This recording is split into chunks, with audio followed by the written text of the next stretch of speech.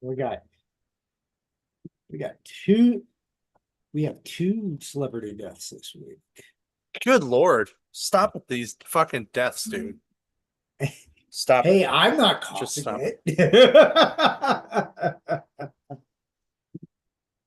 Terrible. Terrible. Yeah, it's not my fault, dude. It's life, or Yeah, lack yeah. thereof. Lack thereof is a better term. Lack of life. I get Lack of it. life. Yeah. I get it. Haha, very funny. Yeah. So, all Well, right. one is I think one is more tragic than the other, but Well, I guess we'll find out. So, all right, guys, welcome to the Toddcast. It's been a week. yep. Um, and by that, it's just literally been 7 days. It's not really been like a crazy week or anything. It's just been seven No, days. it's Um, been very chill, surprisingly. It's yeah, not been too bad. it's actually been kind of nice for Yeah. once. So yeah, some stuff coming up. Don't forget, in like 2 weeks we get the Ron Friends signing. You can still pre-order the giant archive edition black suit stuff up at the Cranberry store. You get your hands on that. You can also pre-order the Fantastic Four Fanfare 3, which he did a backer story in. You get it for free. Um, and We have Helltown coming up. We still have some spaces left for that. So if you're a vendor and you want to get some space for that, you can do that too. Um, Trying to think. Other than that, I mean, we have another Magic pre-release coming up at the end of the month already. Yep. Again. Uh, yeah, The cards look sick. I will say that.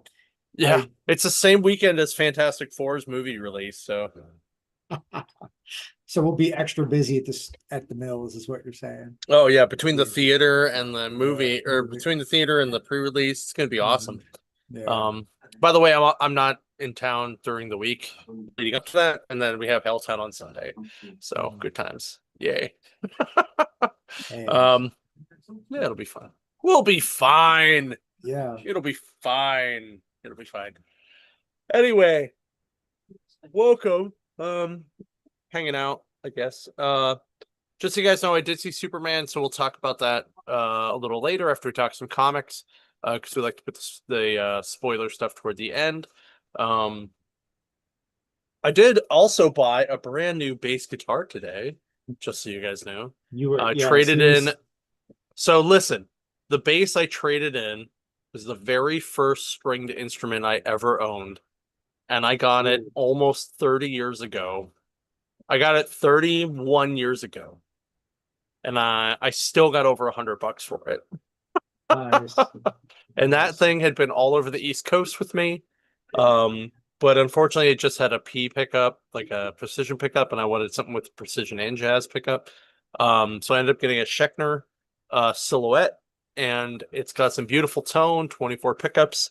It's got a matte black finish, and I've already tracked some stuff with it while my wife was upstairs, because I was bored and needed something to do. And I wanted to, see how it sounded. And it sounds fantastic. I love it. So if you're into music, if you're into guitars and stuff, um, you know, check it out. Check out Schechner. It was between that and a Sterling, but I already own a Sterling 5 string, so I was like, eh, eh. But I wanted to check out the Schechner. Um, and it was worth it. I liked it. It's good. I dig it. So Got a you lot and of tone. our mutual friend Matt Sabbath will have to Oh yeah, I jam. should probably tell him about that. Yeah, I he'll didn't he'll tell him that probably I got he'll that. probably be like, I'll tune it up for you, and he'll work his magic on that sucker, and it'll probably sound Or even he'll be better. like, I already have one of those. Which is entirely He'll probably have possible. he'll probably have Entirely I have possible. 3 of those actually. So um no, I like I mean it was so new, like they literally opened the box and pulled it out of the box and gave it to me. Because someone had just bought the one they had on the floor like the day before. Oh So, wow. yeah, so it was like literally brand new. It was awesome. There you go. Uh, yeah. So Anyway, good times. Thanks for the guys at Guitar Center at Robinson. They're always great. Those guys, they just kick ass. So if you guys want a great experience with some music stuff, go out there, check them out. Also, the guys down at Brighton Music Center on Babcock are always great as well. Those are my two places to go. I do go out to Monroeville every once in a while, but usually it's the Robinson guys. The store's just a little bigger, and they usually have a little bit better selection, in my opinion. So, anyway, okay. Well, I guess we'll go with your celebrity deaths. Bring me down. Bring me down, Justin. Bring me down. Well, let's start with the more comic focused one. Unfortunately, we lost Julian McMahon. Yeah. For those who don't know who he is, Doctor Doom from the original Fantastic Four movies, Fox ones. Charmed, he was in Charmed. I think that was his breakout role, to be honest, if I remember correctly. It was the one that kind of broke him into the scene, though.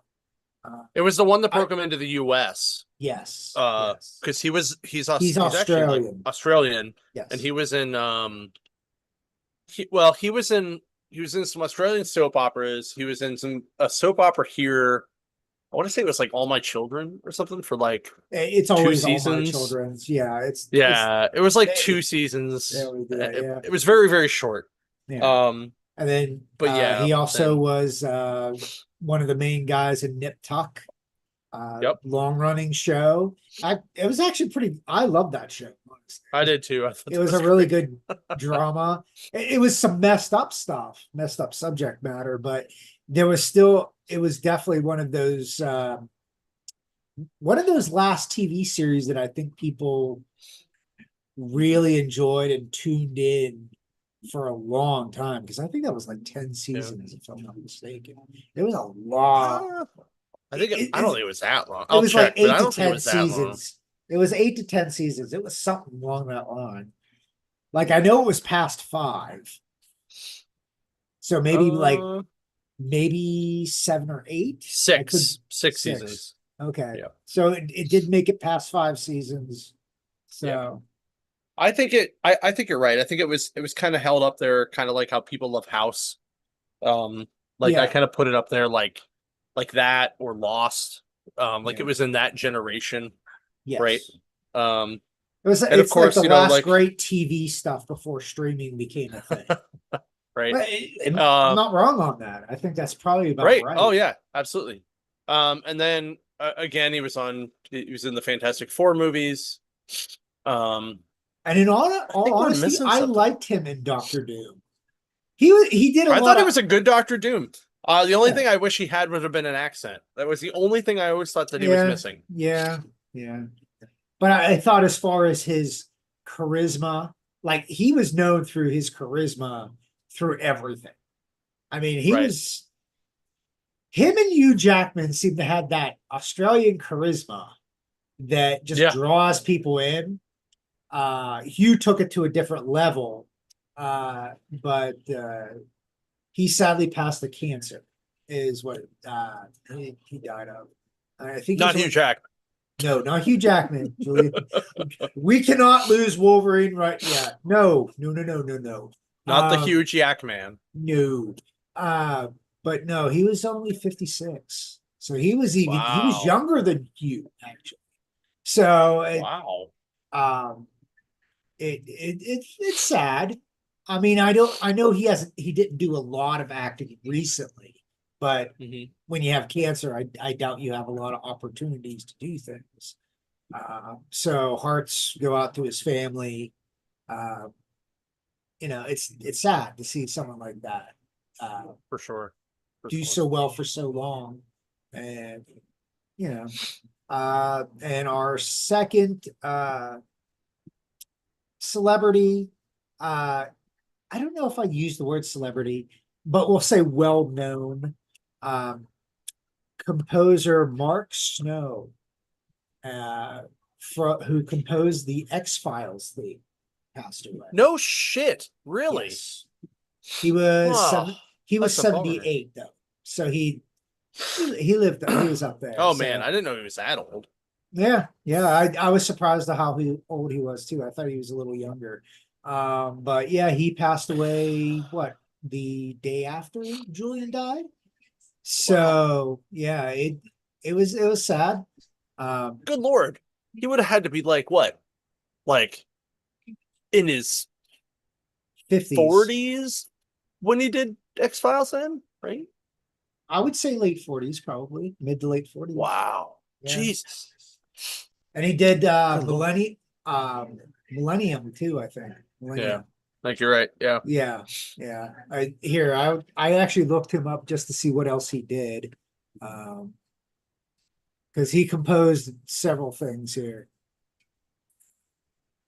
Yeah, he was everything X-Files. He did the movies and the series. Mm-hmm. Mm-hmm. Um he did Disturbing Behavior song. Uh The theme song or the theme title for, title track. yeah, title track. Some of these other ones are probably not as well. Oh, he did Smallville. Like the theme song or the He did he it just said it's listed as one of his hmm. thing. He probably just did the musicality. Is Oh, like that the actual scoring. Yeah, yes, the probably. score. So he did that. So it's those are a few classic, or I don't want to say classic, but modern modern classic stuff to if you want to know some of his work, those would be what you're hit. That that was actually one of my favorite albums, is the Songs in the Key of X, which Oh yeah. had a lot of good songs on that. Yeah, yeah, for sure. Um, So yeah, he did a lot of good stuff.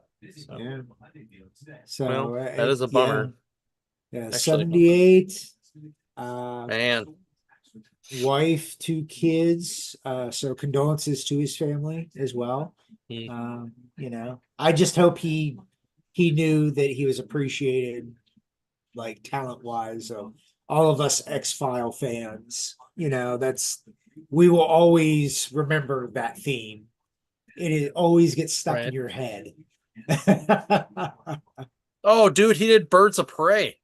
He did the Birds of Prey songs, There you the go. scoring. Okay. Yeah.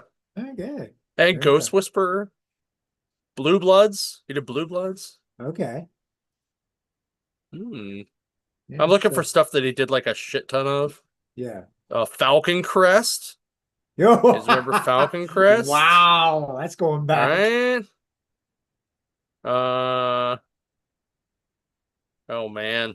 He did 4 episodes of Dynasty, 5 episodes of TJ Hooker, Yeah, uh f- 4 episodes of Pee-wee's Playhouse, there you go. um 2 episodes of 20,000 Leagues Under the Sea. Uh oh, all 13 episodes of The Lone Gunman, the X-Files side project. Oh, the spinoff. Yeah, the spin-off season. It did not go Nine well. It did not. 9 episodes of the reboot of Kojak from 2005. And he Oof. did the 12 episodes of Ringer. Huh. So I actually don't see Smallville on here. So I don't know how It just like popped up on his Google here, so it's oh wait, there it is. Oh yeah, 132 episodes. Oh, there you go. Yeah. Because how many episodes? Jesus. I'm seeing the albums that like his songs appear on, and it's Oh, he did the first 6 seasons. He was the the first, composer, so he did the scoring on the yeah, first 6 seasons. That's what Wikipedia says. yeah, So that's pretty awesome though. Good, that's pretty awesome. He will be missed. yeah. So I all think right. all of us who are in that sci-fi in the 90s, he was definitely the man. So Yeah, I it's rewatched X-Files maybe 5 years ago, maybe. It might have been during the pandemic. No, it had to be before that. It was right before the reboot came out. So that was uh, what, 2016, 2017, yeah, somewhere right? around there. Yeah. Because I was definitely living in the house, not in the apartment. So um It was definitely in the last 10 years. I rewatched the whole thing and the movies, and then watched the I the couldn't get like into any of the the reboot. movies. The But only the first one is the good one. yeah, all the The other other ones two were are so not good. bad. Yeah, Yeah, the other two are not good. But because they're just long episodes. That's all they yeah, are. yeah. But the I actually liked the It's revival series quite a bit. I actually really wish they would have passed it on to the two younger guys that were kind of like the younger, like switched versions of them.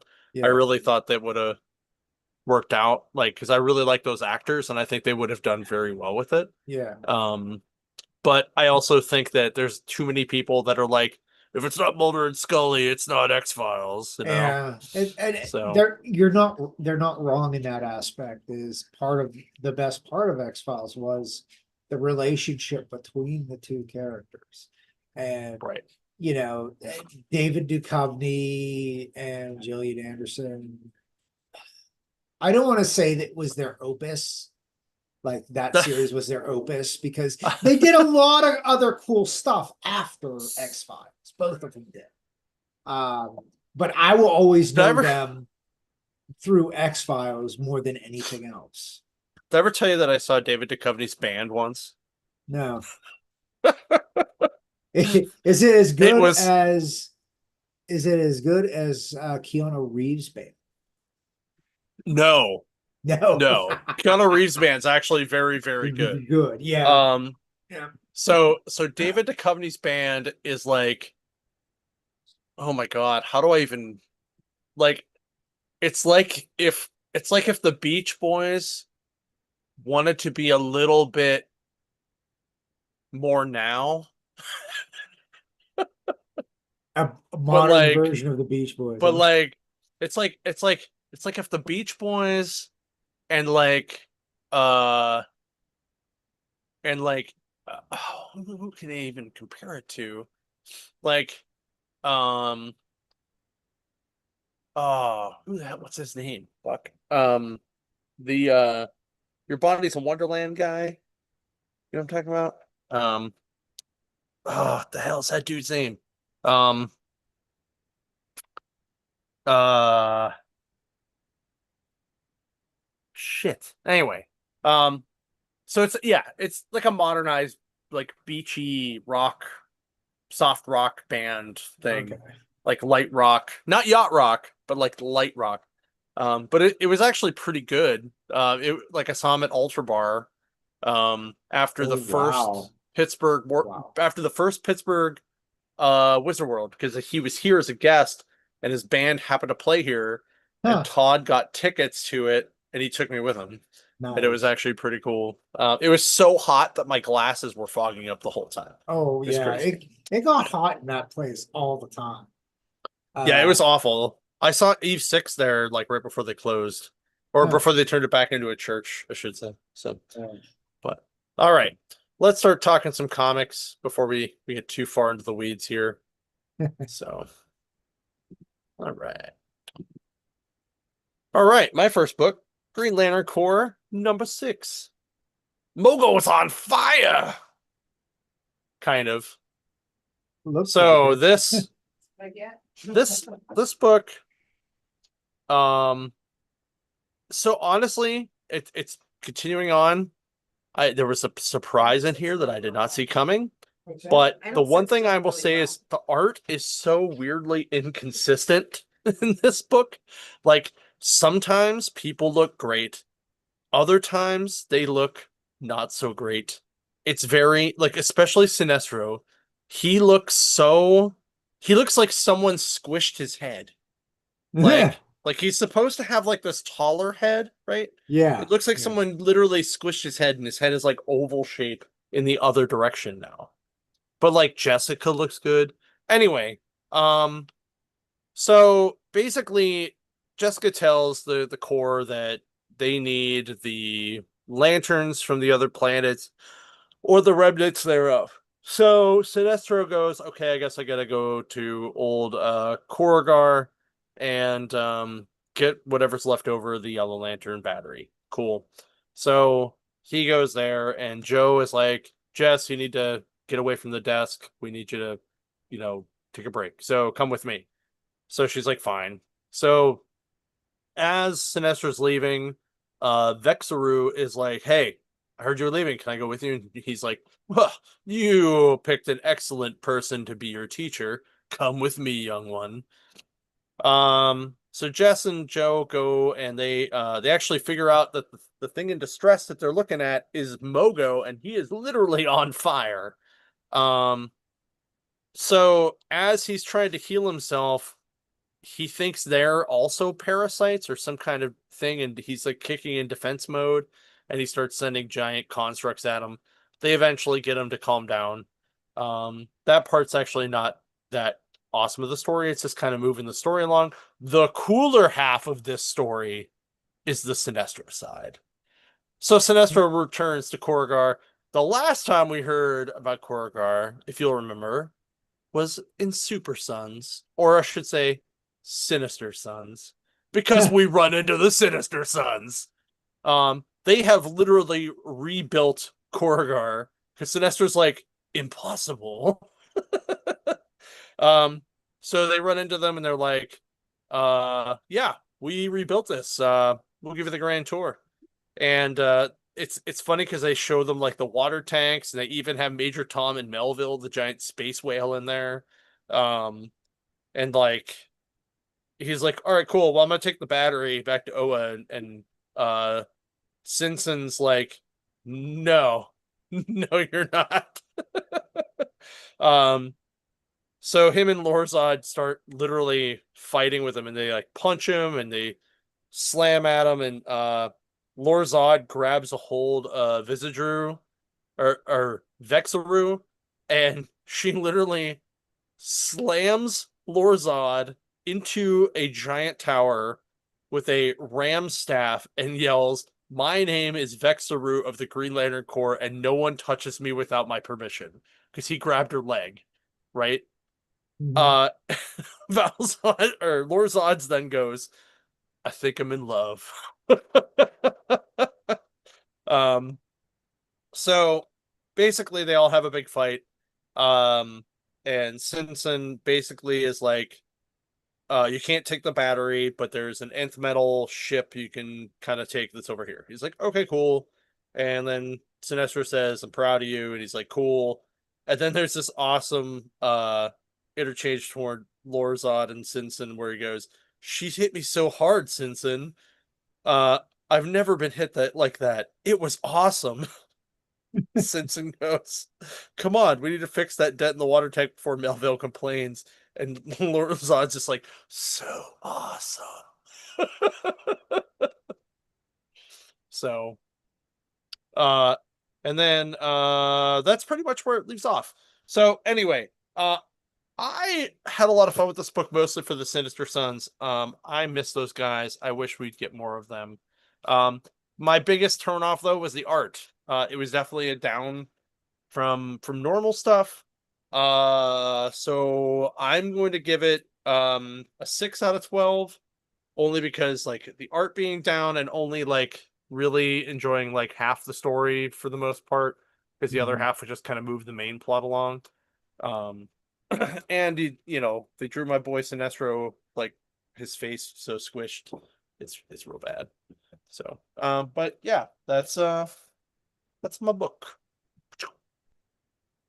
All right, we got Dark Stalker Street Fighter Blood Throne #1. Were you about to say Dock Stalkers? Yes. Sorry, I have Dock Stalkers. my my Matt mouth is a bit, I have Damon. some dry mouth going on. Sorry. It's bear with me here. I don't have a drink with me again. Every time I don't have a Oh, drink, my pronunciation's actually worse. But Matt yeah, Damon. not that bad. Come on. Sorry. Uh okay. Um Basically the book starts out I guess we're doing a multiversal crisis going on between Earth and Makai, I guess, is the dimension that all the dark stalkers are from. Um, so, and I guess there's portals that are kind of like doing the whole Mortal Kombat thing where the worlds are meshing together. So the Darkstalkers and the Street Fighters are combining effort. Thank you, dear. And we get introduced of a variety of characters. Pretty much the most of the characters that a lot of people know through the video game and the franchise. I think the most notable Street Fighter is Cammy is in here in a different outfit than normal. I think that's her on the cover here in the wearing the blue coat with the, I guess, the red gauntlet. That's Cammy, I think. Really? With like the short hair? Yeah, like I said, different look, but it's Cammy. And Nash, for those who played Street Fighter later on there, Nash, but he is, I guess he got Frankenstein, where he's got the Frankenstein stitches and everything going on. So they're talking about working together to stop this crisis. And I'm trying to remember what her name is. The leader of the Darkstalkers are the two sisters. Lilith is the on the cover here. She's the one that's right there in the top middle there. That's Lilith. And then her sister is, I want to say, is it Morgana, something with an M. It's been a while since I remembered all the Darkstalkers from back in the day. Basically the Vampire Queen, like whatever. They go through some sort of weird ritual where they combine their power and their conscious, like their conscience as heroes into Lilith to become the actual queen of the Darkstalkers. So Morgana just ends up being just a vampire. I don't know why they're doing this, but they said they have only one of them can rule type deal. And Morgana then just kind of joins the other Morrigan. It's Morrigan. Okay. I knew it was something along that line. I just wasn't sure. I never played her. I played the mummy. I always played the mummy. But Lilith becomes the queen, so she gets more powerful. And Morgana is just now a regular Darkstalker, supposedly evil without a conscience. She leaves the castle. Lilith leads. They have a whole plan of split it, like with the Street Fighters and the Darkstalkers working together. Each like making teams, and they're going out to say like to help where they need to go help. As they're doing this, Lilith ends up passing out, probably due to the ritual and not used to the power that she has now. We also find out that she is hearing whispers from some sort of dark shadow. That's basically the way where this book ends. Obviously the art is beautiful. It's a little anime-ish, but it's Darkstalkers and Street Fighter. It's gonna look a little anime-ish.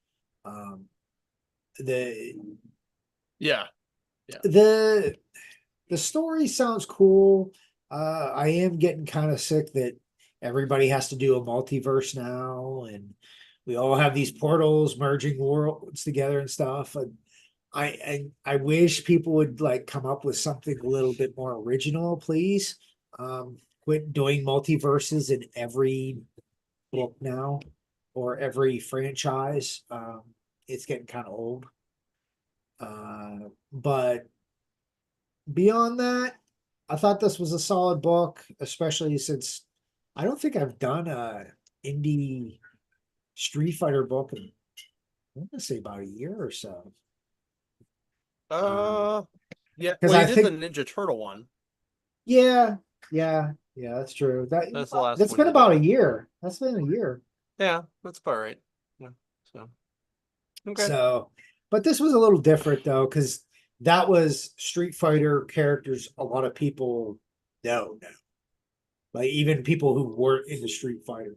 This you would kind of have to be a little bit more nuanced because these are a lot newer Street Fighter characters and even newer Darkstalker characters that I'm not used to. I Right. only played like the first Darkstalkers way back when. So, Right. Same. but I'll give this like a 9 out of 12. I'm just Oh, docking it because, you know, I'm kind of tired of the whole, oh no, we're going through a multi-versal thing. yeah. It's kind of played out, but it works for this. It's only the first book. Maybe it'll be better in there. So I think the last time I read a Darkstalkers book, it was out on Devil's Due. So if that yeah, tells anything. yeah, and they're All they're right. beautiful looking books. It's just maybe you don't read it for the story. Right. Right. All right. My second book is Sisterhood. This actually came out last week, but it's a Hyde Street story. And I love the Hyde Street Ghost Machine universe, so I had to read it. Um, it's just when I was at the Ohio store, they actually were out of it, so I had to pick it up later. So this is not by Jeff Johns. This is by Maytal Schutz and Leela Lates, with Alex Sinclair as the colorist and Bob Lay as the letterer. Um, so this starts talking about friendship. Um, and these two girls are like friends for life. Um, and they're even like in a car wreck where one of their moms die. So therefore they kind of become like sisters because of that. And then they go to college together. And um, the one girl, Violet, is pledging a sorority, and this is like her basically like initiation night. So um, the other girl um kind of is like, I don't really care, whatever. Um, so she just kind of stays in the room, but she's like, I'll go out to your first party once you're a full sister or whatever. She's like, okay. So she was kind of encouraged, but not really. So these pledges have to wear this pink ribbon around their neck, right? So she goes to the sorority house, and this is the part where I almost like where this is actually the part that's actually the most horrifying part of this for me, because I know there's sororities out here that do this, and it makes me fucking pissed off as someone who's in a fraternity who would never do anything like this. Legitimately would never do anything like this. Um, so the sisters are literally hazing these girls by making them jump in a pool in their underwear to get um a bottle of liquor for each one of their majors, and they have to drink it before they get out of the pool. And because Violet doesn't have a major, she just has to drink as many as she can. Um, which is worse. So they kick her in the pool, and she's already kind of drunk going in there. And she goes down for another one, and her ribbon gets stuck in the pool's vent, like in the whirlpool vent, and she drowns. Um, then the next day, the friend is trying to find her, and she can't find her, and she gets a phone call from Violet's mom, and she tells her that she's dead. and she's watching this sorority girl, the sorority president, I guess, um, basically like cover it up and be like, I don't know why she would have brought alcohol to a dry thing and blah blah blah. Like, I'm just like, I want to. I'm like, this is why it's so horrifying for me right now. So she like wails her phone across the room. The part that I actually thought was interesting was that the sorority's name is Sigma Iota Nu, which is SIN or Sin. Um, so that was kind of interesting. Um, so um Sophie the girl just is like walking through town and she's like, still super distraught, and she comes across a tarot reader called the Sisterhood. So she goes in there and she meets this girl that you see on the cover, the tarot reader, and basically she enchants her bracelet with Violet's spirit. Um, so when she's sleeping, she dreams about her dying, and when she wakes up, she starts seeing she talks to her in the mirror, and in the mirror she's like basically underwater drowning. So in the next issue there's going to be more. Um, so the I'm going to give this book a 10 out of 12. Mostly because mostly because it was very very well written and the art is fantastic. But anytime anybody uses hazing ever for anything, even if it's in storytelling as fear, people tend to think that that means that it's okay sometimes, and I don't like it even that way.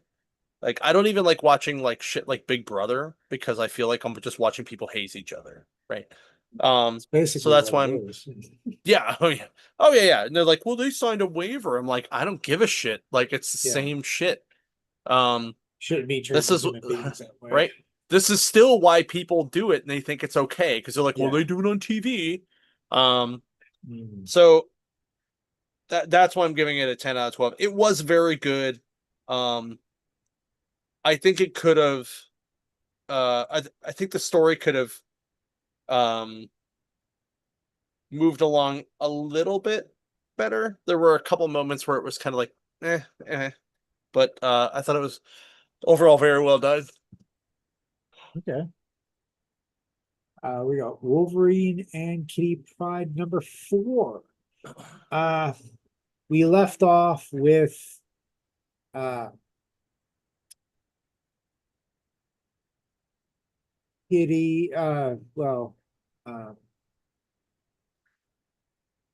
Ziggy Trask bringing a bunch of Sentinels and fighting Wolverine and Kitty fighting back along with the entire family.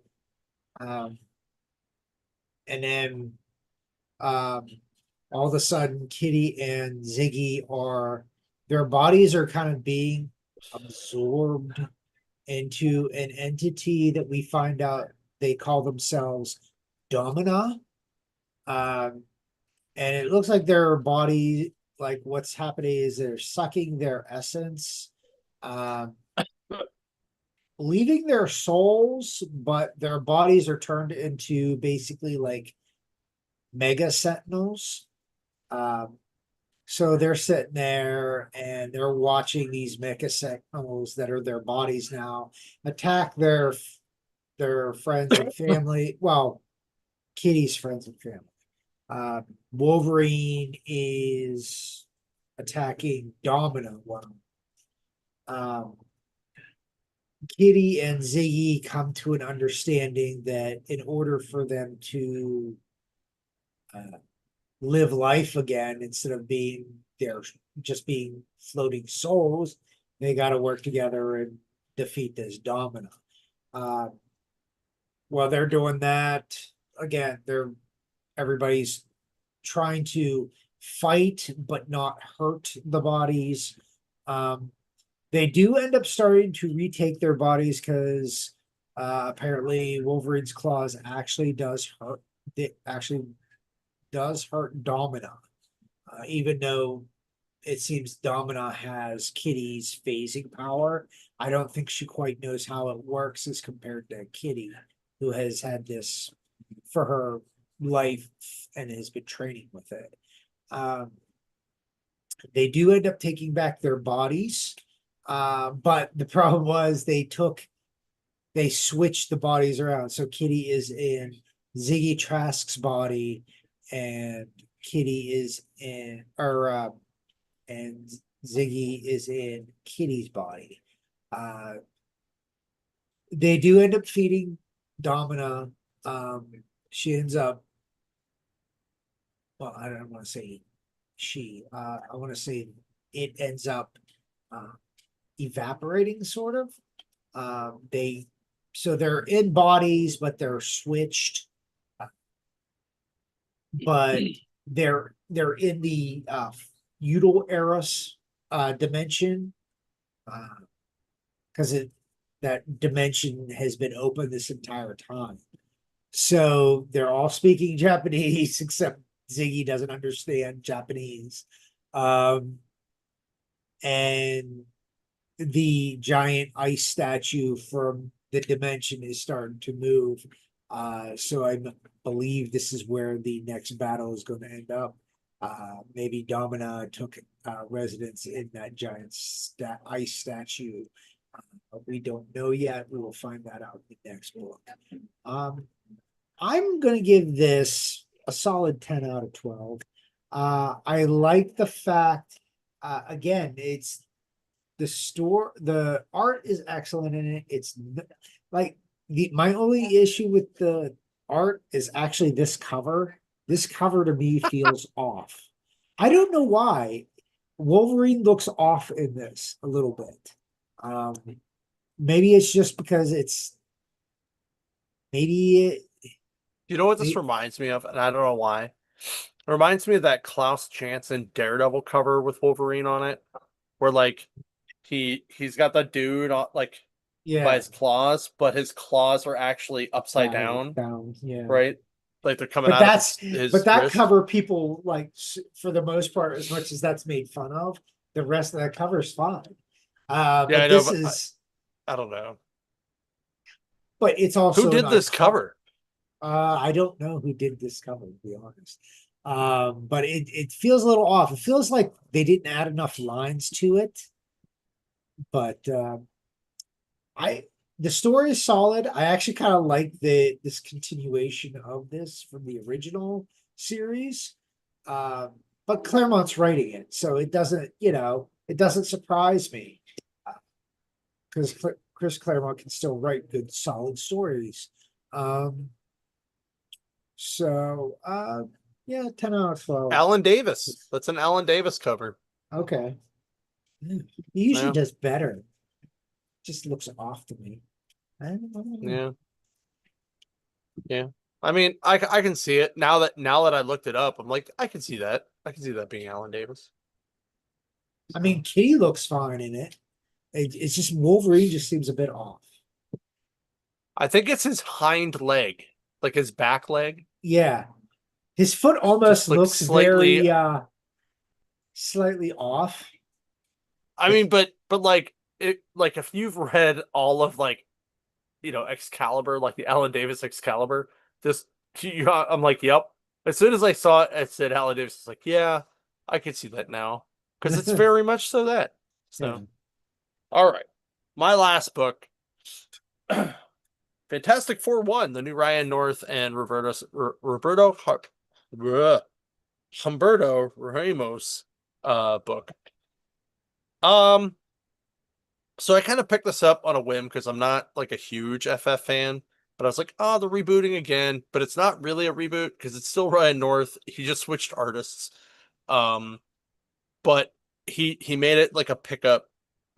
So it starts off, the FF are fighting Dr. Doom in downtown, and it's Emperor Doom. and Emperor Doom basically shoots them into time, and they all fall into different times. And Johnny finds out that he is um really, really, really far back in time. Um like like before plants even came to the ground. Um and he has to find that they all figure out they have to find the Forever Stone, so they just carve their times that they're in it, and then they wait. Also, Johnny Storm has this terrible handlebar mustache in this. Like, it is real bad. Like, real bad. Which is like the only thing I don't like about this at all.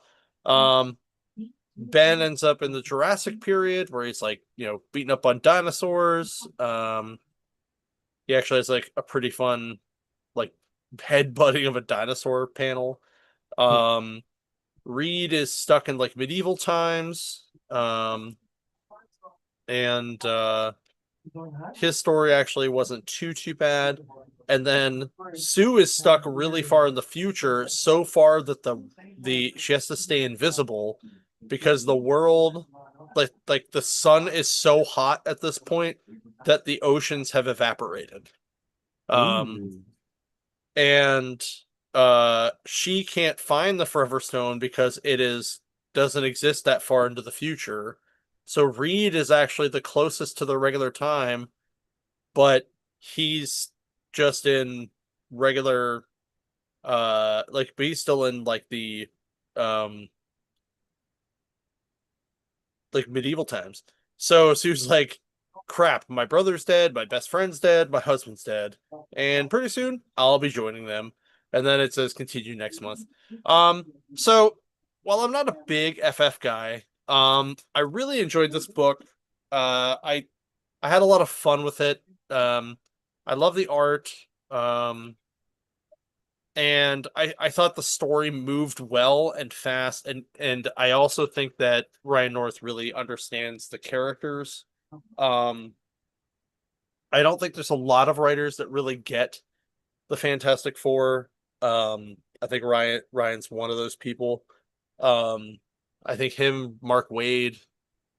Um, oh man, there's somebody else that just did them not too long ago.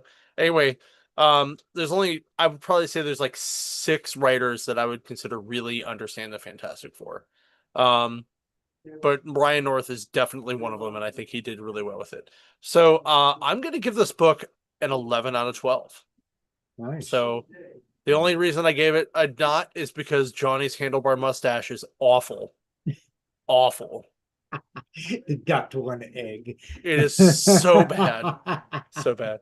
I'll try to find a picture of it while you do yours, and I'll see if I can find it for you to see it. All right.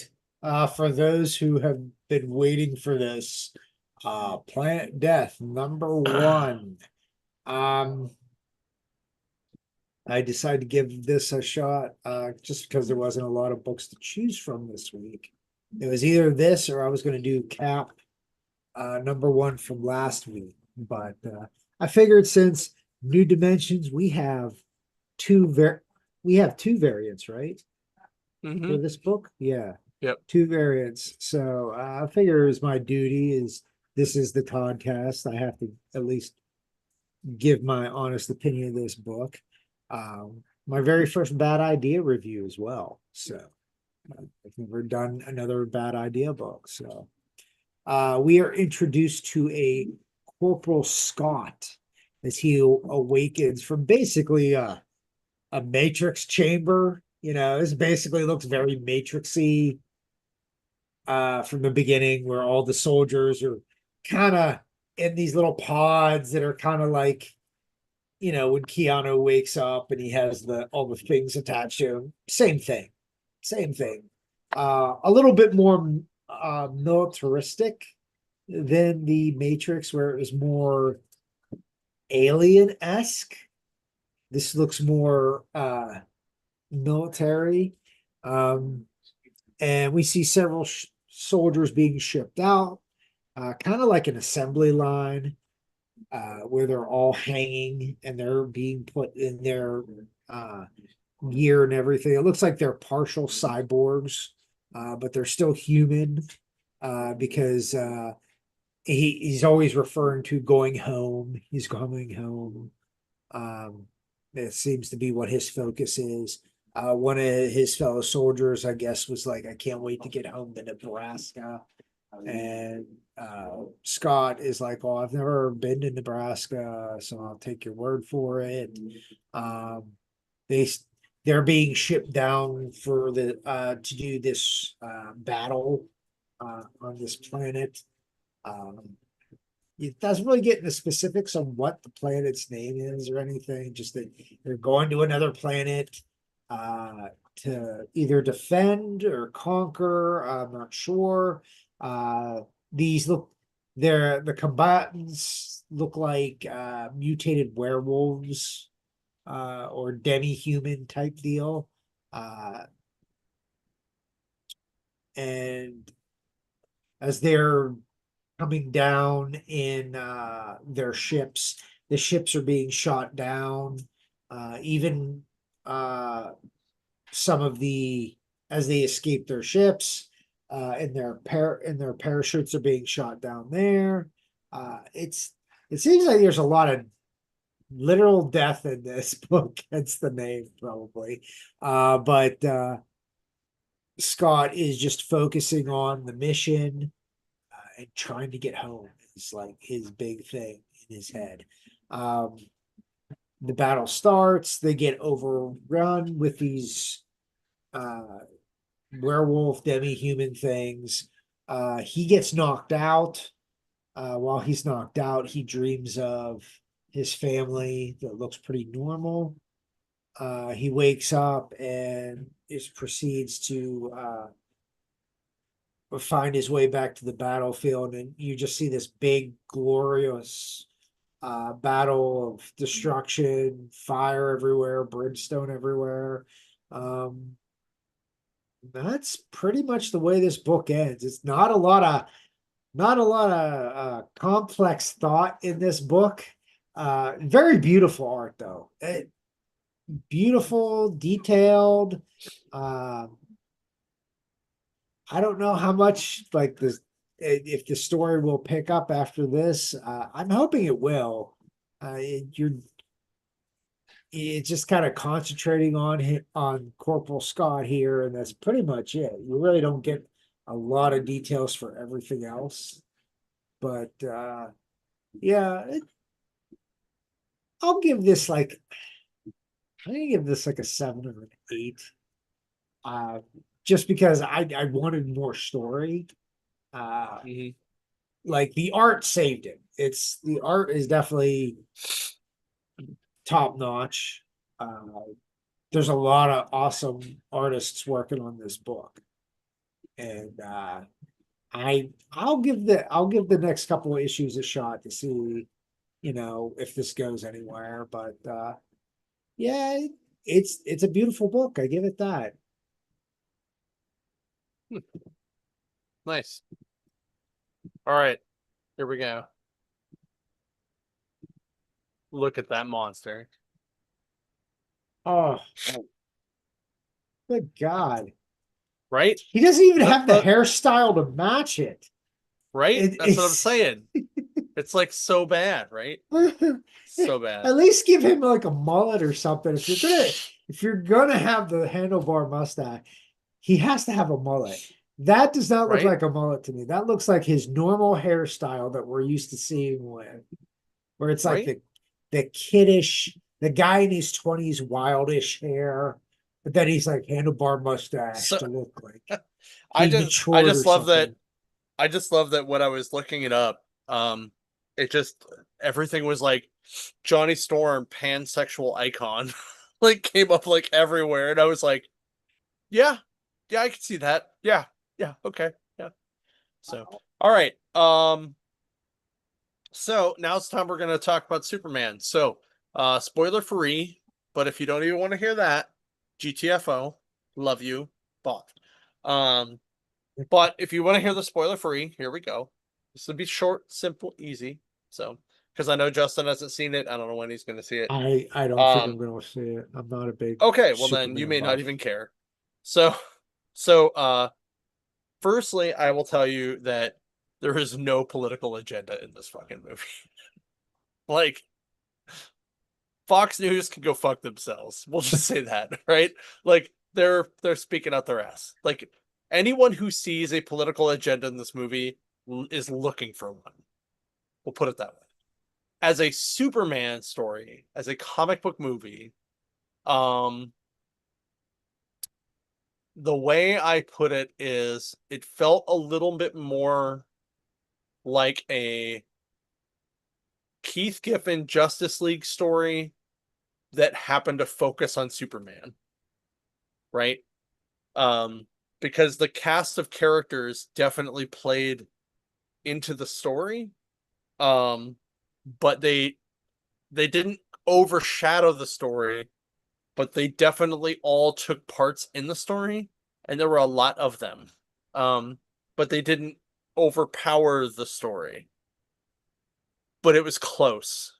I will tell you that. It was close. Um, I really liked Holt's Lex Luthor, like a lot. Um, in fact, he may be rivaling for my favorite Lex Luthor now. Uh, yeah. I'm gonna have to see it a couple more times to do that. This may be one of my favorite Lois Lanes though, um, because I really think she nailed it. Um, there were a couple cameos that I did not expect that were cool. There are two cutscenes.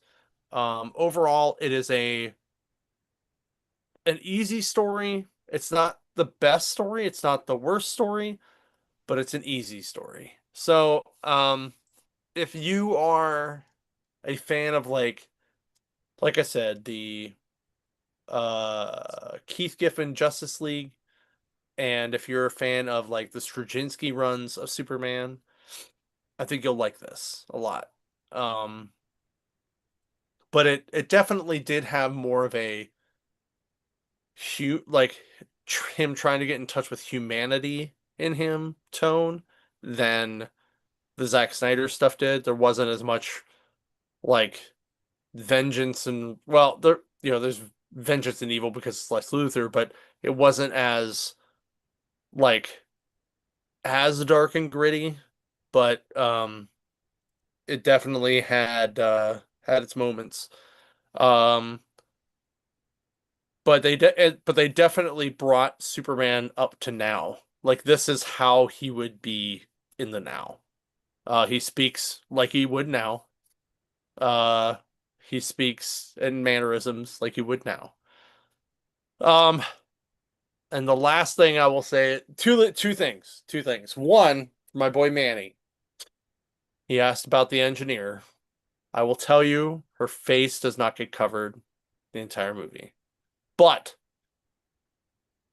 the suit, she doesn't go silver either, but the suit uh does get pretty close, and she does look, there are moments where I'm like, holy shit, that is the character from the goddamn Authority come to life, and it looks awesome. um and two, Nathan Fillion does play a very good Guy Gardner. That's good. Yeah. The I, only thing, my only complaint about it, I have two complaints about it. I still don't like the jacket because it's this Justice Gang thing. It's like their uniform, right? Because they're working for Max Lord. He has a Justice Gang. Um, it's not Justice League. It's Justice Gang. Uh, oh, that's geez. Guy's name for it, and they fight about it. Like the jokes in this movie aren't. It's not like a lot of. It's not a lot of jokes, but some of Yeah. the jokes they kind of beat to death a little bit too. Justice Gang, one of those jokes. But I wish he would have had the actual green jacket. Mhm. Um, and I wanted his constructs to be a little glitchier. They were just a little too clean. That's honest to God. My only two real complaints about it. I thought Hawk Girl was good. Um, She did some things that I was like, what the hell? But it's like I guess that could be a thing. I don't know.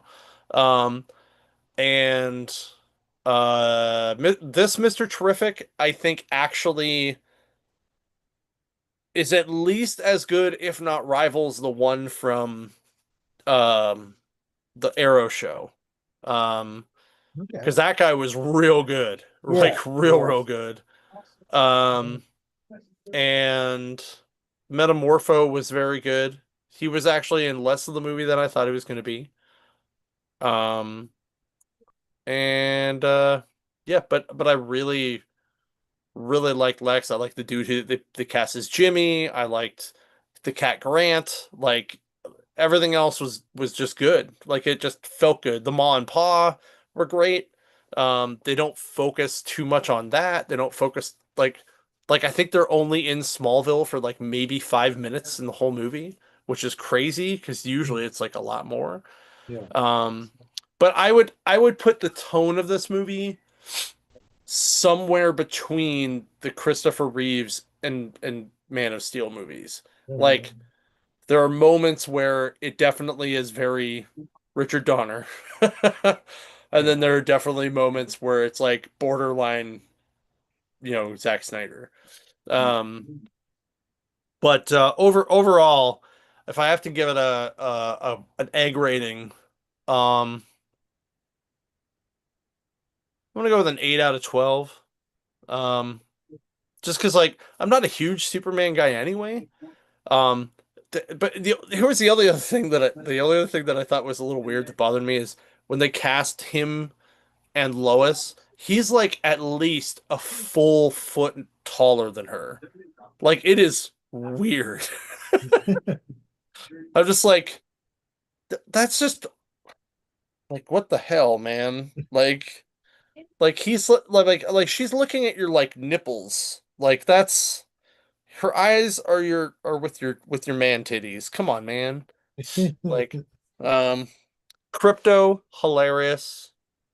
The Yeah, the robots characters. also hilarious. Um, Now, is he as good as Henry Cavill? so it's a different take, right? Like Okay. the closest of the Zack Snyder films we got to this one is the Man of Steel movie. Mhm. Um, it would be the closest in tone, the closest in kind of acting. Um, there are moments where I was like, yeah, he kind of reminds me of Henry Cavill, and then there's some times where I'm like, he reminds me of Christopher Reeve, and then Yeah. sometimes he reminded me of Tom Welling even. Um, but and he kind of looks like a mix of Christopher Reeves and Henry Cavill, which I thought was Yeah. cool. Um, Well, I watched him in his interview. He looks very Henry Cavill. He's like Henry Cavill light. He's yeah, definitely not as yeah, jacked as Henry but Cavill.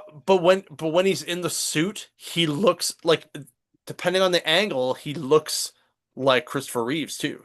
Like you could see both of them. I will tell you when he has his glasses on, he looks a lot more like Henry Cavill. Huh. Yeah, I know it's as far as what's been going on the talking on the internet talk, I should say. Um, it's definitely people seem to enjoy it. Yeah, It I seems would see to it again. be they said it as far as it's the third highest rated Rotten Tomatoes Superman movie.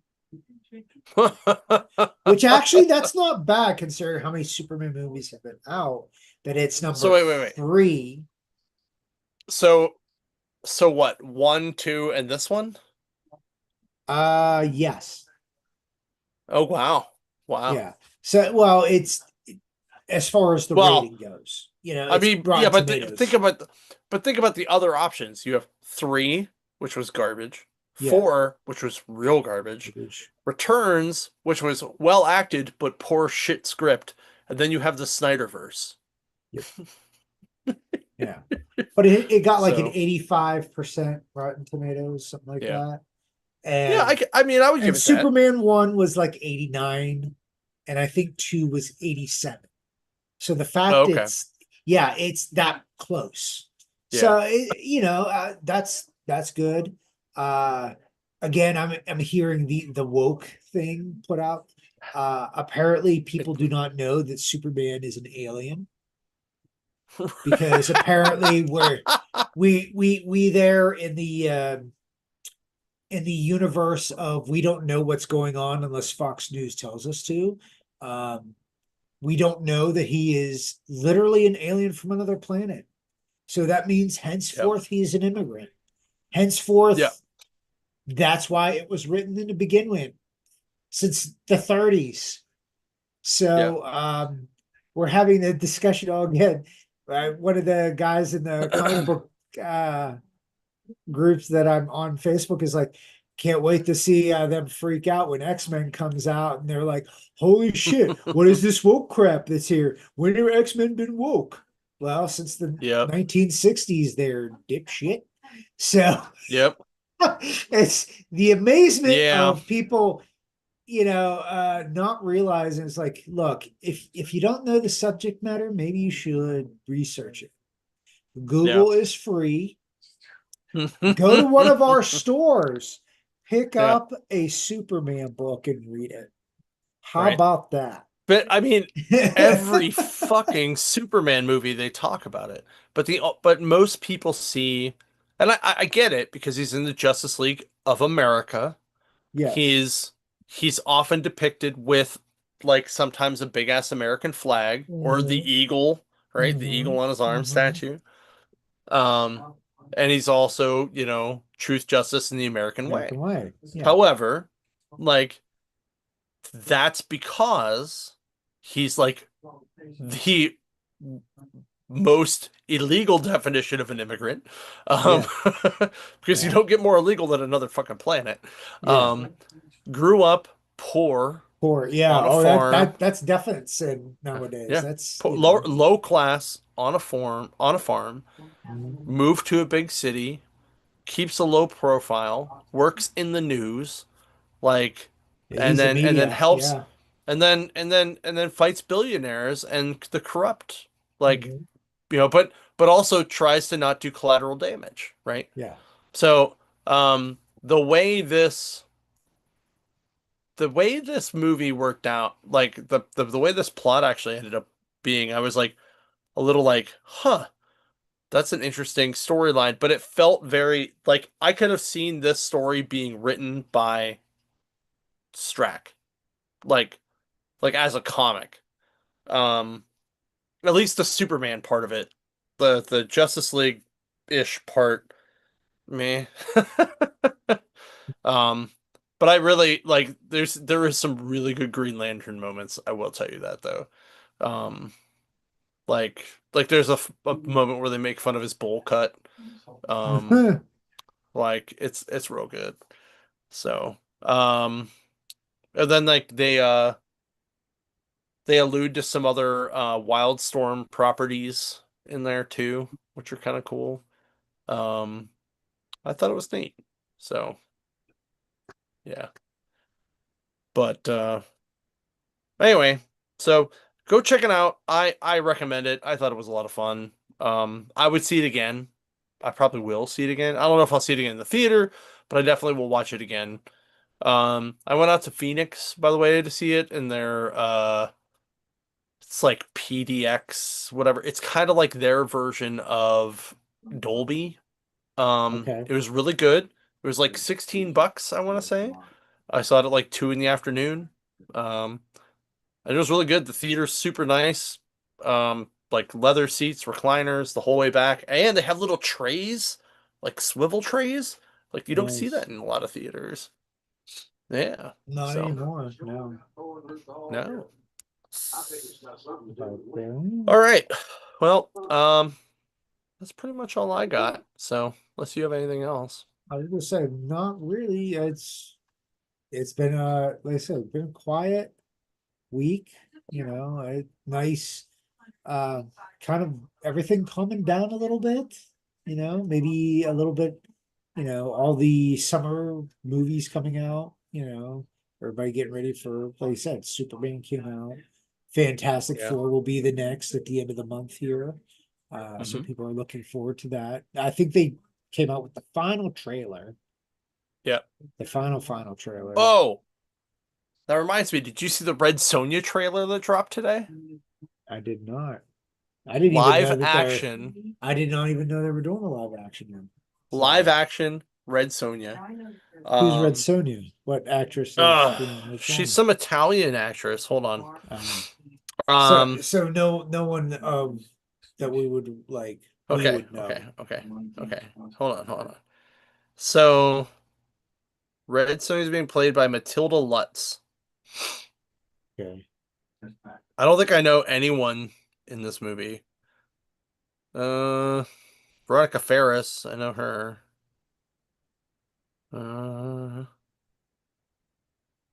yeah, there's a whole lot of people that I don't know their names. Um, but Oh, let's see what her. this. Okay. Okay, I know who Yeah, she is. She's been in a couple of things. yeah. Uh, it just says releases in 2025. It doesn't have an actual release date yet, but I want to Mm. say it's in like September, October. Like it's actually It's coming out fairly probably, soon. yeah. Yeah. So, but Gail Simone was like, check it out. There's parts of my story in here because she shared it as I was waiting for Superman. I was like, what the fuck is this? Nice. So, but it was pretty good. Yeah, yeah. So make sure you guys check that out. It actually didn't look too bad. It looked like we'll call it cleaned up, souped up Xena episode. So, let's be fair, that's pretty much Red Sonja anyway. Yeah, So, yeah. right. Just a little bit more violent. Right? Make sure somebody tells Ryan Yingling. So anyway, all right, guys. He'll lose his um, mind. right? All right, guys. Thanks so much for watching and listening. Make sure you pick up your books at your local LCS. Support everybody you can. Help keep them lights on. Keep those guys Yep. employed. And if you can buy from us, even cooler, we can buy from us on ndcomics.com. Just pick your shop, then pick the store, then buy whatever you want. Mail Yep. it, $15 minimum, just so you know. You can hit up our eBay store, our Amazon store, our clothing store. It's all on our website. Lots of cool stuff. And also to make sure you follow Three Riverscomic-Con or Three Rivers Comic Con with the big number three. And yeah, we got a lot of stuff coming up about that. Hopefully shortly. I gotta send some emails to confirm some things. But yeah, it'll be a lot of fun. Anyway, have a great